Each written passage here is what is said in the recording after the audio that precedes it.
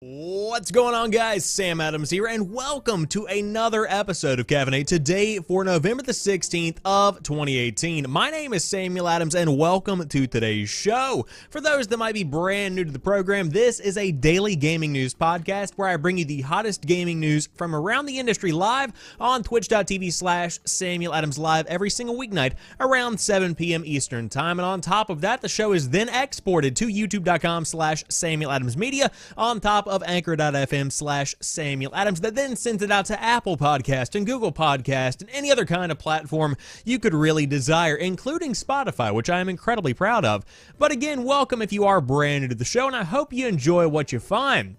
But tonight, what exactly are we going to be talking about? First off, Microsoft may release a disc-free Xbox One in 2019. The Xbox exclusive Sunset Overdrive is now available on PC. On top of that, Cliff Bleszinski is getting out of the gaming business for good. A report says that Bandai Namco Studios Vancouver has closed down. West Virginia has a brand new Fallout 76 Reclamation Day holiday. Hi-Rez Studios is getting into the crossplay business with a lot of their games. Nintendo's Reggie Fils-Aimé says that there is not going to be a classic N64 mini console. Fortnite has won Game of the Year. Are you kidding me? On top of that, 7-day free Overwatch trial is coming your way next week, and PlayStation's Black Friday sale is upon us. Now, to Roy on the chat, welcome on in. I hope that you are doing it well, my good sir. But without further ado, let's go ahead and break down the hottest gaming news of the day. Starting things off, we have Microsoft may release a disc-free Xbox One in 2019, and you could even trade in discs for download codes, and that is the big breaker here. That's what makes this a big deal. Microsoft is no doubt pouring much of its energy into the next-gen Xbox, but it might give the current generation one last hurrah. Sources understand that it's planning new Xbox One configurations in 2019, including one without a disk drive. This would lower the cost for people who aren't attached to physical game copies or Blu-ray movies, potentially by as much as $100. And no, you wouldn't be hosed if you already have a disc-based game library. Reportedly, there would be a disc-to-digital exchange program where you could visit a store and turn in your tangible games in return for download codes. The second system, meanwhile, will be a revised Xbox One S that would lower cost but still include a disc reader. It's fully aware that some people still prefer physical games and wants to cater to them, according to the insiders. Microsoft has declined to comment to Engadget on the rumor. But it wouldn't be outlandish to axe the disk drive. Cost-cutting notwithstanding, optical drives aren't as vital as they used to be. If you rarely visit the local game store and prefer Netflix or Amazon for your movie viewing, why pay for hardware that will largely go unused? The question is whether or not console makers will ditch discs altogether. That isn't certain even for Microsoft's future Scarlet consoles, the sources said, and they may not completely go away until it's virtually guaranteed that gamers around the world would have reliable broadband, and that is something that I think is the big deal here. It is very interesting right here to see how this is all trending. Now, Roy in the chat says $100 for a disk drive. Yeah, right. It could be around that much, depending on the technicalities of what's going on within the actual console. I don't know the intricacies of the Xbox One itself, but what I do know is that digital is going to be a big part of the future going forward, as I fix my tie very nonchalantly. But essentially, the idea here is that you are going to have an Xbox One that thrives entirely on digital sales. Every game you play, every movie you watch, everything you stream is all going to be digital. There is not going to be any kind of specific physical-based game that you put into the console, and that could be good for some people. Now, the thing that I want to point out here is the fact that there is this disc-to-digital sale exchange program that you could have in Microsoft stores if this is to be believed. And so essentially, if I had, say, a copy of Shadow of the Tomb Raider right now on physical version, I could go into a Microsoft store and trade that in, you know, mano a mano, one-to-one for the next digital version of the game, and that could be a big deal for a lot of people, including myself. Now, I will say that over the course of 2018, I have been getting more and more digital games. I contributed to that factor where Spider-Man was selling very well digitally in addition to physically, but digitally specifically, I was a contributing factor to that, and so I've begun to judge games based off of how much I think I'm going to play them and if I do plan on trading them in. So, for instance, over the course of 2018, I bought God of War physical copy because after I finish that game, I'll probably either lend it to a friend or trade it in because I don't want to go back through God of War again. Now, I will say the post-game for God of War is fantastic. Not to get too far off track here, but that is some good post-game content. Now, I also bought the physical version of Red Dead Redemption 2 because once I finish that main story, I probably won't do too much exploring in the world of Red Dead Redemption. I will get, side missions and stuff along those lines, but I'm not going to be pouring hundreds and hundreds and hundreds of hours into the game. I'm probably going to ditch it well before I even get invested in Red Dead Online, and that's just kind of the way that I play the game. And so I did want to be able to trade that one in. Now, when it comes to something like Spider-Man, that's got essentially limitless replayability, which could be argued for both God of War and Red Dead Redemption 2, but I know that because of my own taste, I love what Spider-Man is bringing to the table, and therefore I'm going to keep that one around for a good long while. And so I went ahead and bought that one on the PlayStation Store on my PlayStation 4, and it's installed and it will be in my library for the end of time. It's going to be there for a very, very good long while. And so whenever you're thinking about games like that, even somebody that was adamantly about physical versions of games is beginning to soften up to the idea of digital being a big part of the future. And as Roy says in the chat, it is the future whether people like it or not. Now, this is beginning to get towards the end of the console cycle. Of course, we have talk about the next Scarlet consoles that are going to be coming from Xbox. On top of that, we talked about the PlayStation 5 just yesterday. A lot of discussion going on in the industry about the next generation of consoles. But as we saw with the Xbox 360 generation, you did see a couple of consoles being released there towards the end that were just catering to those stragglers, those that might be late adopters of this console generation. And this could be a potentially good fit for somebody who might be a little bit low on cash, but doesn't mind just waiting for an Xbox sale on the store or potentially just buying digital games. That should be perfectly fine.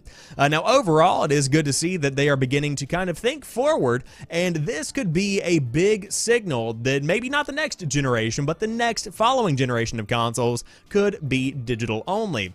Now, I will say that as somebody who has built their own PC, actually multiple PCs, I have not put a disk drive in either because quite frankly it's not a necessity in the world of PC gaming. I can't remember the last time anybody bought a physical version of a game on PC. It just doesn't make sense in 2018, and that is the way that the consoles are trending at this point in time.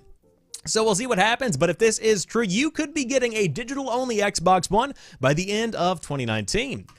Now, of course, you could always play Sunset Overdrive on the Xbox One, but what if you wanted to play it on PC? Congratulations, now you can do that, and it's not just on the Xbox Store on Windows 10, it's actually on Steam as well, which is just a big ol' win for us. But Insomniac Games' 2014 action-adventure Sunset Overdrive is finally out there on the PC after 4 years of Xbox exclusivity. Not only is it available digitally via the Microsoft Store and Steam, there is a physical edition as well. Publisher THQ Nordic said that it had to wait patiently for the big reveal to happen in order to go out with the physical copies of the game. So now, as we are unleashed, it's about time to do the impossible. Right after our send out of this press release, retail listings should start to go live. The factory sealed brand new boxed versions of Sunset Overdrive will leave our warehouse and pop up on a retail shelf near you by next week, THQ Nordic said. I'll have to pencil that one into next week's episode of The Drop because we need to let people know that they can in fact pick this up if they did want that. The physical edition of Sunset Overdrive cost only $20 and includes the post-apocalyptic single-player campaign, a weapons pack, and 2 bonus expansions, Mystery of Muil, Rig, and Dawn of the Rise of the Fallen Machines. And as of this writing, they say over at Variety, the digital edition is not live on Steam or the Microsoft Store, so pricing options there are still a mystery. That has since been updated, and they do have $20 versions over there on Steam and the Windows Store.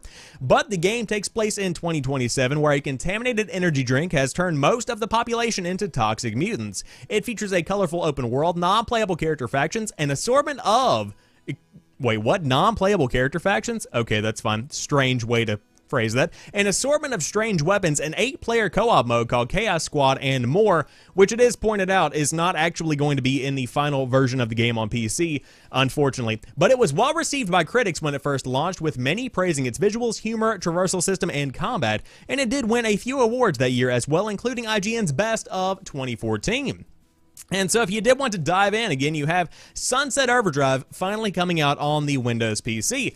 Now, I will say that I'm very happy to hear that this is finally happening. It's not a bad game. As a matter of fact, this is one of the biggest selling points whenever you're talking about the early generation of Xbox. Whenever you're talking about the Xbox One, this is one of those games that was a big selling point for a lot of people. And I would say that without this game, Spider-Man would probably feel a little bit different. There's a lot of traversal, a lot of movement in this game that is similar to what you will get with the Spider-Man. Simply put, a lot was learned from this game, but very much so an action-packed, over-the-top kind of game. It's very fun if you did want to give it a shot, and for 20 bucks, fantastic for those that wanted to add maybe a stocking stuffer or something along those lines to their Christmas list. Very affordable, very good game for 20 bucks, and again, it's not fully fleshed out in the same way that it was on the Xbox One whenever it did launch, but I will say the majority of the features are definitely there, and it's definitely worth going back and taking a look at, because man, is it just a fun thrill ride of a game.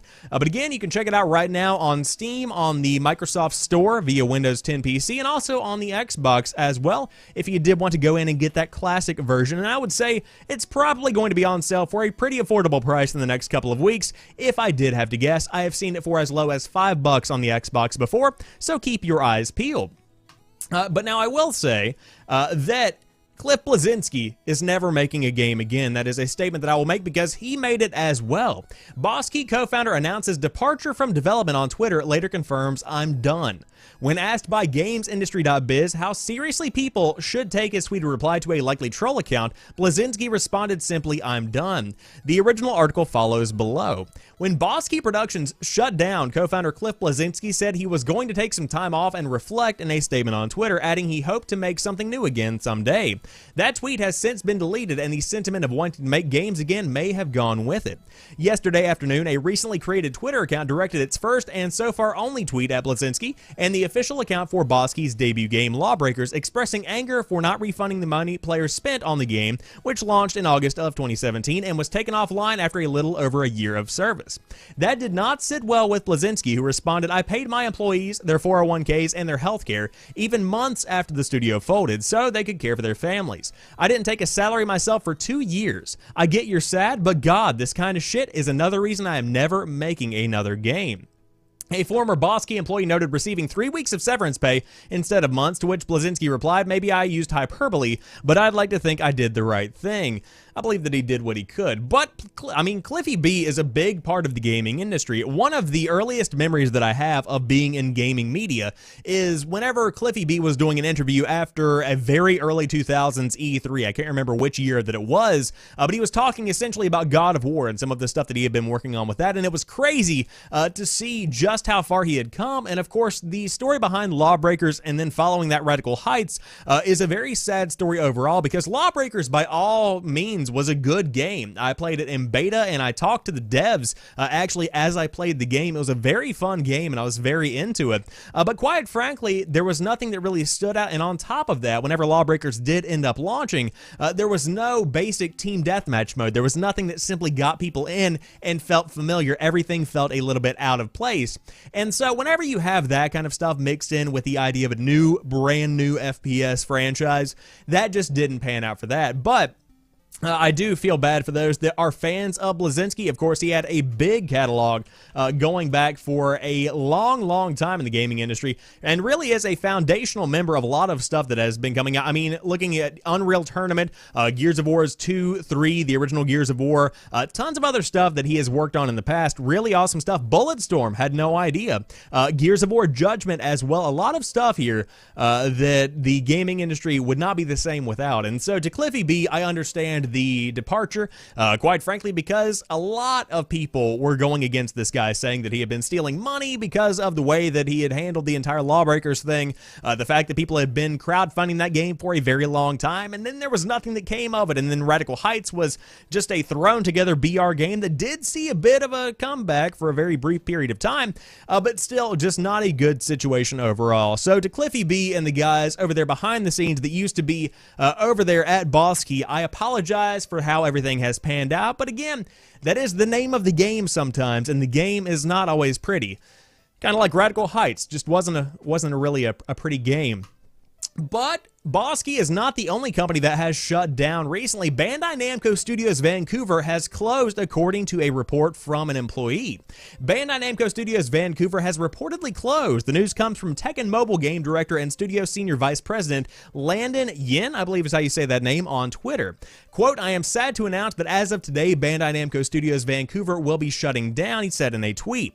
"I want to thank everyone who came with us on this journey. We shipped some awesome experiences together. Thank you to all the fans who supported our games and our studio." The studio worked on multiple titles, including the popular Pac-Man 256, a personal favorite of mine when it comes to mobile games. The team was also responsible for Tekken Mobile, Tap My Katamari, and Pac-Man Bounce. And of course, Game Informer has reached out to Bandai Namco for confirmation and comment, and there has been nothing as of yet. But this is always a sad story, as I've been saying a lot in 2018. You never like to see a studio go down like this, especially one that is a mobile studio, because I understand that maybe Tekken Mobile wasn't doing that well. I get that. I respect that. But when it comes down to it, it wasn't doing poorly either. I mean, with Pac-Man 256, that's a big game for a lot of people, and one that I personally really enjoy as somebody who is a fan of Pac-Man. It's a good game. I believe that I even played it, a couple of different versions of it, but it's a fantastic little title. Nothing that's too complex, but it is a fun game. And on top of that, Pac-Man Bounce I've heard good things about as well, but apparently just not enough there for Bandai Namco to keep the lights on. And so to anyone affected by that, I apologize. I hope that you land on your feet, as I say with everything that always happens whenever these studios do close down. But really some good talent there, you know, and so you've got a future if you do keep at it. But don't lose hope if you happen to be affected by anything like this, and that goes for anybody who ever loses a job or has to move jobs all of a sudden. It's one of those things where if you land on your feet, people respect that, and people see that you are working hard to make a name for yourself, and that is something that is going to take you far. So again, to those affected, I apologize, but Bandai Studios Vancouver has apparently shuttered its windows. But speaking of shuttered windows, West Virginia makes Fallout 76's Reclamation Day real. The post-apocalyptic celebrations are very 2018. Fallout 76's Reclamation Day is now a real thing in West Virginia, bizarrely. It's the name of the first quest in Fallout 76 and the day the Vault Dwellers left their underground sanctuary to rebuild America from its ashes. The governor of West Virginia, Jim Justice, has decided to make this post-apocalyptic celebration official, formalizing it with a proclamation that you can read below. Oh, why? When the latest Fallout game setting was revealed in their first E3 trailers, West Virginia saw increased attention thanks to the hordes of Fallout fans hungry for more details about the game. The state officially partnered with Bethesda to take advantage of the potential influx of tourists, and it looks like making Reclamation Day real is one of those marketing stunts. The proclamation mentions all of the historical, cultural, and natural locations presented by Fallout 76, framing it as a great way to get to know the state. What it does not mention are the hordes of mutants, deadly radiation, and that players can launch nukes to devastate whole chunks of West Virginia. And unfortunately, Reclamation Day won't get you time off work to play Fallout 76. So if you did want to take a country road home to the place you belong, you could be going to West Virginia if you did want to dive into that. Now, I will say, just as a side note, Fallout 76 is not looking good on social media right now. Of course, the official reviews are still beginning to evolve as these servers are beginning to populate and as more people get hands-on time with the game. But it's not looking good. Normally, Bethesda games are deemed janky. Normally, they say that has that Bethesda jank is the phrase that I've seen thrown around. But when it comes to this one, quite frankly, it's looking broken. And I mean, we can't really complain because Bethesda warned us beforehand that it was going to be a rough launch. And so here we are having a bit of a rough launch. Some people having a worse experience than others, it seems. But overall, not a great launch for Bethesda. Now, for West Virginia, on the other hand, this is fantastic, because when was the last time you heard anything about West Virginia aside from kissing cousins? Like, really, that's what it's all about when it comes to the traditional vibe of West Virginia, but now you've got Fallout 76. Now there's a reason for people to go visit these locations that you can find in Fallout 76. And so that's a pretty good way to go ahead and drum up some tourism. So could Fallout 76 actually save West Virginia? I suppose we will find out. Is West Virginia in need of saving? Probably not, but here we are. So if you did want to dive into Fallout 76, it's out right now on the PS4, the Xbox One, and the PC. And out of those three versions of the game, I would recommend the PC version because that's the one that's running the best according to people on Twitter. And I mean, if there's anything I've learned after being on the internet for many, many years, it's that you can always trust the fine people of Twitter, without a doubt. sarcastic sip of coffee coming in. Oh, that's good coffee. A little bit of ASMR coffee sip in there. But moving on to the next story of the day, Hi-Rez Studios brings crossplay to multiple games technically ready for other platforms. That's a big deal. Hi-Rez Studios, the house of several multi-platform online and free-to-play games, has announced a studio-wide crossplay and cross-progression initiative. While the execution of this initiative is still a ways off, Hi-Rez Studios has released an early FAQ going over as many details as possible. As you may expect at this stage of the game, the announcement states that Paladins, Smite, and Realm Royale will eventually support both crossplay and cross-progression across PC, OS X, the Xbox One, and the Nintendo Switch. This, as you might have noticed, does exclude the PlayStation 4, but an additional line in the FAQ means that we should still be paying attention to this as it develops. The line in question says, quote, "We are technically ready to support crossplay on other platforms as the opportunity arises. Other platforms, of course, compared to that earlier list, only leaves so many options without naming them outright, and you guessed it, it is actually PlayStation." As we know, Sony Interactive Entertainment recently opened the floodgates with Fortnite, some sort of following a massive wave of controversy that hit after Fortnite was released on the Nintendo Switch. A beta form of crossplay was introduced, and other games could eventually come into the fold if things work out in Fortnite and Sony's internal policy changes. Generally, folks lean towards Rocket League as the most likely candidate with game number 2, but if Hi-Rez Studios makes an impact with its new plan, it is worth watching this space to see if anything changes in the future, and I believe this could be a big deal. Because whenever you have crossplay enabled, that brings a lot more people into your game, and if there's one thing I've learned from generally paying attention to Smite, it is that there are a lot of people that do enjoy playing that game. Now, Realm Royale, I believe the player base has fallen off a good bit. I will be the first to admit that. Paladins, still doing fairly well because it is kind of like a clone of Overwatch. It's got a couple of little bells and whistles here and there that have brought some people back to it. But overwhelmingly, when it comes to Hi-Rez, Smite is the game that's doing really well in late 2018, and so to see that actually coming out and have a crossplay functionality would be something that I think could be a big win for the company overall, and it could bring some life back into these games. So we will see what happens with crossplay, but it is the time of the season to enable it in your game, and so you might as well go ahead and do it. But one thing that Nintendo is not doing is creating a Nintendo 64 Classic, according to Reggie Fils-Aimé. In a recent interview with Kotaku to advise Nintendo's upcoming holiday lineup, Nintendo of America President Reggie Fils-Aimé said that there are currently no plans for a Nintendo 64 Classic. Quote, "We were clear when we did this, the first 2 Classic series, that for us, these were limited time opportunities that were a way for us as a business to bridge from the conclusion of the Wii U as a hardware system to the launch of the Nintendo Switch," he said. "That was the very strategic reason we launched the NES Classic system. When asked if it was a possibility, the CEO said, I would not ever rule out some, let me start over there. When asked if it was a possibility, the CEO said, I would not ever rule something out, but what I can tell you is certainly that's not in our planning horizon." In the interview, Fils-Aimé also outlined the future for the company's retro titles, which have become increasingly more difficult to come by with the company's crackdown on pirated ROM sites. Currently, the Switch's new subscription service, Nintendo Switch Online, consists of only 26 classic NES titles and only just launched in September. Pointing to these subscription services and the other 2 classic systems, Fils-Aimé said their current focus is to complete the NES catalog before they start bringing retro games from other systems to the Nintendo Switch. During the interview, Fils-Aimé also praised the new Super Smash Bros. Ultimate single-player campaign, World of Light, and discussed plans for post-launch DLC characters, saying there will be no fan polls. They're just going to throw you some people in there and see what you like about that. But overall, right now, to see that there is no N64 Classic coming down the pipe is something that is very disappointing for a lot of people, because I have seen a lot of discussion around these, miniature Nintendo and PlayStation consoles, because they are a big deal, no pun intended. It is very disappointing to hear that they are not working on this at all. I feel like this is something that could make them a lot of money, but maybe on down the line, as Roy says in the chat, maybe next year, boys. We will see what happens. But to go ahead and talk about Nintendo Switch Online, that is not going to cut it for the amount of games that you need to satisfy people that want to have these classic Nintendo experiences. You have to do better than what Nintendo Switch Online is bringing to the table. Notice how there was a general comparison between it and PlayStation Plus and Xbox Live before the service launched, and now no one says anything at all. No one talks about it at all. It's just a $20 thing that you throw that way if you want to play Splatoon or any other, like Mario Kart, I think is also included in that. But essentially, nobody really needs this service right now, and so we'll see how it goes in the future, but I don't see a big future in Nintendo Switch Online, and I hope they prove me wrong. Make it worth people's while, man. Go ahead and make that $20 go a long way. That could be a big deal.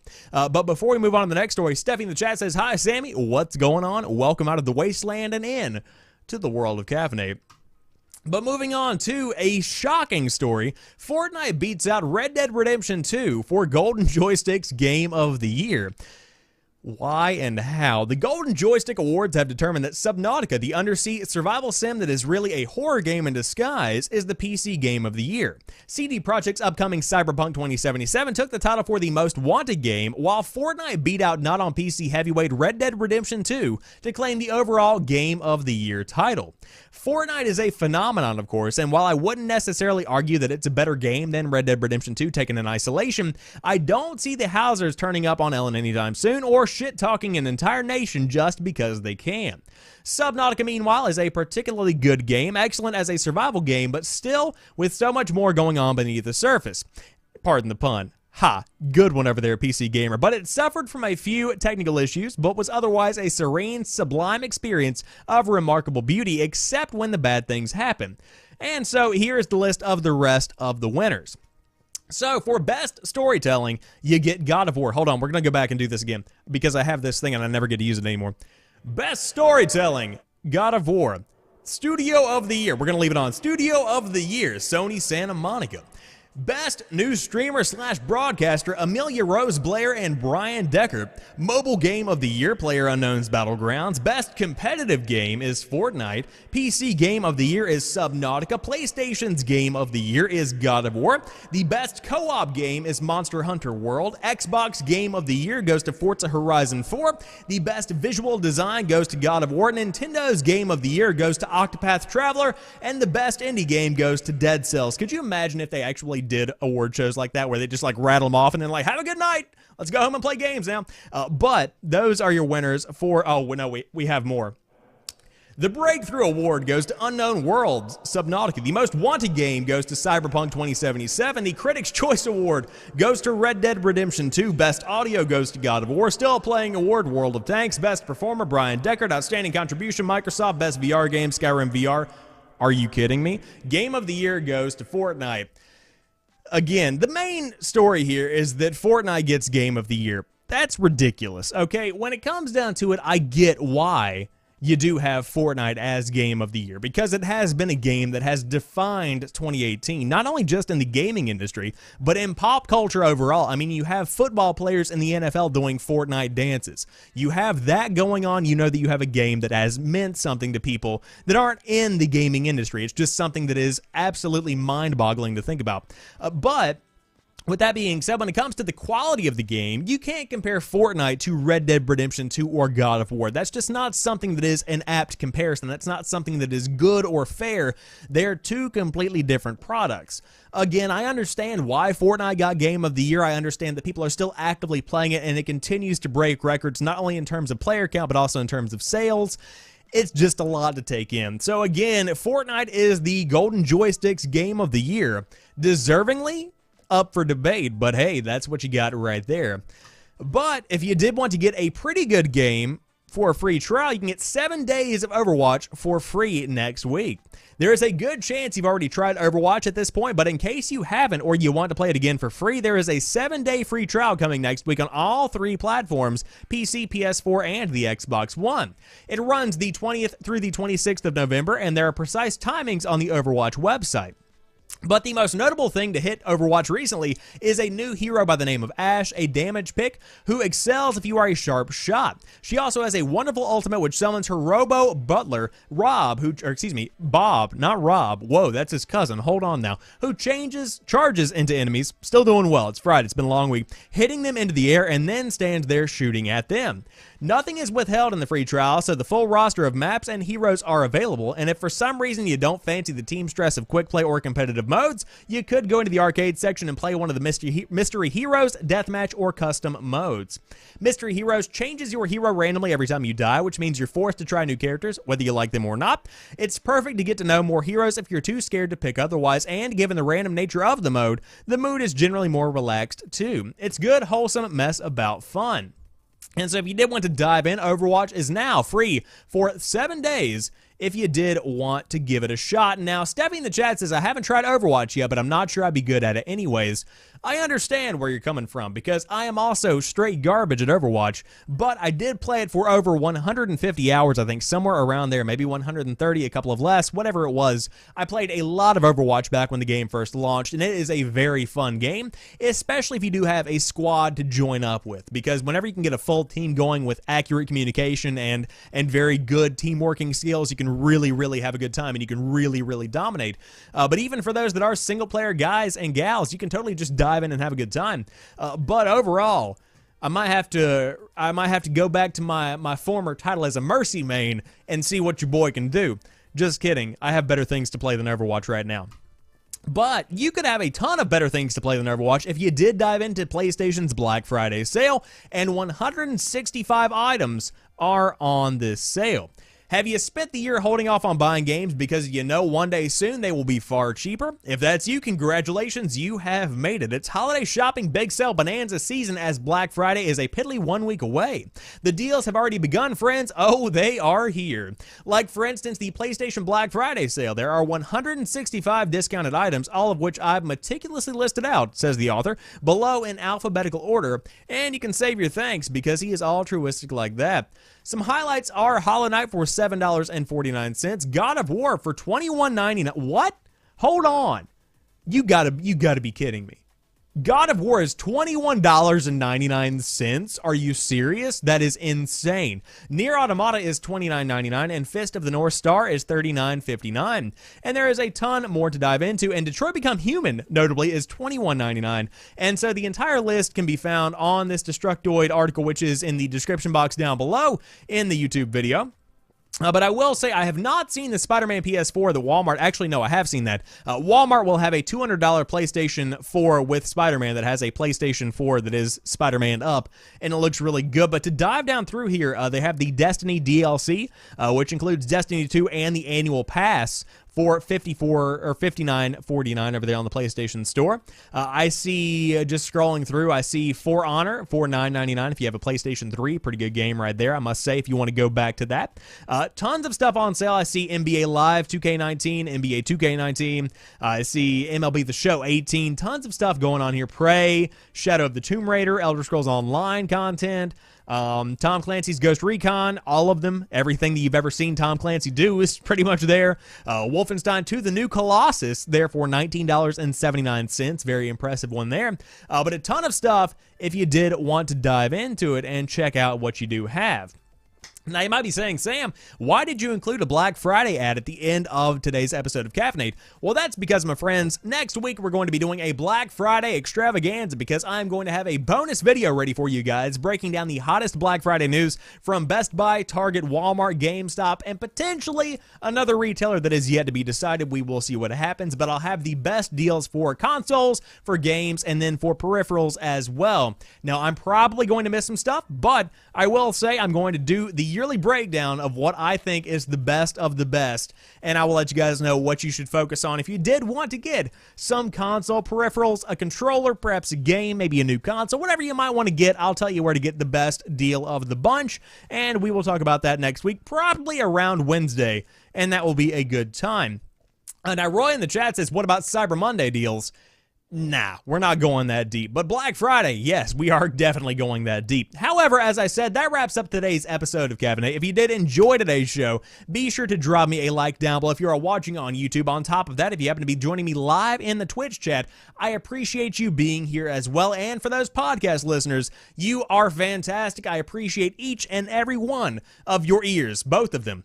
or perhaps 3, I don't know what kind of deformities you have, that listen to my podcast 5 days a week, Monday through Friday at 7 p.m. Eastern Time, right here live on twitch.tv/SamuelAdamsLive. But as for right now, I hope you guys have a fantastic rest of the night. Caffeinate will be back on Monday to kick off Thanksgiving week, and I will talk to you soon. Peace.